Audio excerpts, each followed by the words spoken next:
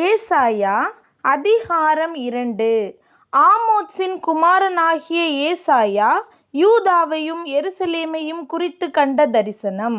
கடைசி நாட்களில் கர்த்தருடைய ஆலயமாகிய பர்வதம் பர்வதங்களின் கொடுமுடியில் ஸ்தாபிக்கப்பட்டு மலைகளுக்கு மேலாய் உயர்த்தப்படும். எல்லா ஜாதிகளும் அதற்கு ஓடி வருவார்கள். திரளான ஜனங்கள் புறப்பட்டு வந்து, நாம் கர்த்தரின் பர்வதத்துக்கும் யாக்கோபின் தேவனுடைய ஆலயத்துக்கும் போவோம் வாருங்கள். அவர் தமது வழிகளை நமக்கு போதிப்பார். நாம் அவர் பாதைகளில் நடப்போம் என்பார்கள். ஏனெனில் சீயோனிலிருந்து வேதமும் எருசலேமிலிருந்து கர்த்தரின் வசனமும் வெளிப்படும். அவர் ஜாதிகளுக்குள் நியாயம் தீர்த்து திரளான ஜனங்களை கடிந்து கொள்வார்.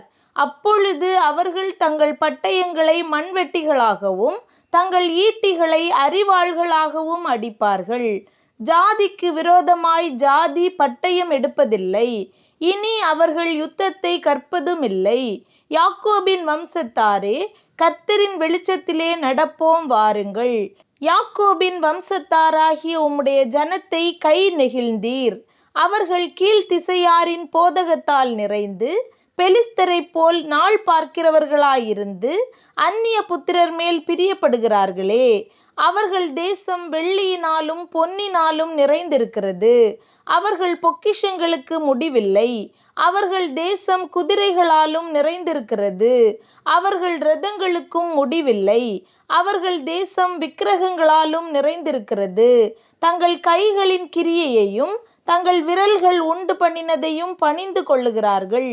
சிறியவனும் குனிகிறான், பெரியவனும் பணிகிறான். ஆகையால் அவர்களுக்கு மன்னியாதிருப்பீர். கர்த்தரின் பயங்கரத்திற்கும் அவருடைய மகிமை பிரதாபத்திற்கும் விலகி நீ கன்மலையில் ஒதுங்கி மண்ணில் ஒளித்துக்கொள். நரரின் மேட்டிமையான கண்கள் தாழ்த்தப்படும், மனுஷரின் வீராப்பும் தணியும். கர்த்தர் ஒருவரே அந்நாளில் உயர்ந்திருப்பார்.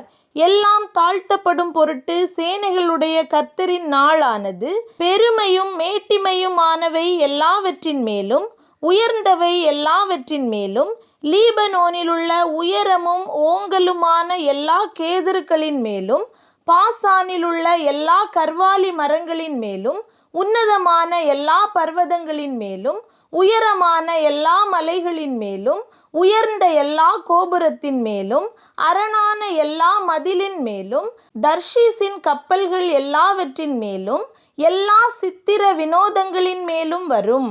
அப்பொழுது நரரின் மேட்டிமை தாழ்ந்து மனுஷரின் வீராப்பு தணியும். கர்த்தர் ஒருவரே அந்நாளில் உயர்ந்திருப்பார். விக்கிரகங்கள் கட்டோடே ஒழிந்து போம். பூமியை தத்தளிக்க பண்ண கர்த்தர் எழும்பும்போது அவருடைய பயங்கரத்திற்கும் அவருடைய மகிமை பிரதாபத்திற்கும் விலகி கன்மலைகளின் கெபிகளிலும் பூமியின் குகைகளிலும் புகுந்து கொள்வார்கள். பூமியை தத்தளிக்க பண்ண கர்த்தர் எழும்பும் அந்நாளிலே அவருடைய பயங்கரத்திற்கும் அவருடைய மகிமை பிரதாபத்திற்கும் விலகி கன்மலைகளின் வெடிப்புகளிலும் குன்றுகளின் சந்துகளிலும் புகுந்து கொள்ளும்படிக்கு மனுஷன் பணிந்து கொள்ள தனக்கு உண்டாக்கியிருந்த தன் வெள்ளி விக்கிரகங்களையும் தன் பொன் விக்கிரகங்களையும் மூஞ்சுறுகளுக்கும் துரிஞ்சில்களுக்கும் எறிந்து விடுவான். நாசியிலே சுவாசமுள்ள மனுஷனை நம்புவதை விட்டுவிடுங்கள். எண்ணப்படுவதற்கு அவன் எம்மாத்திரம்?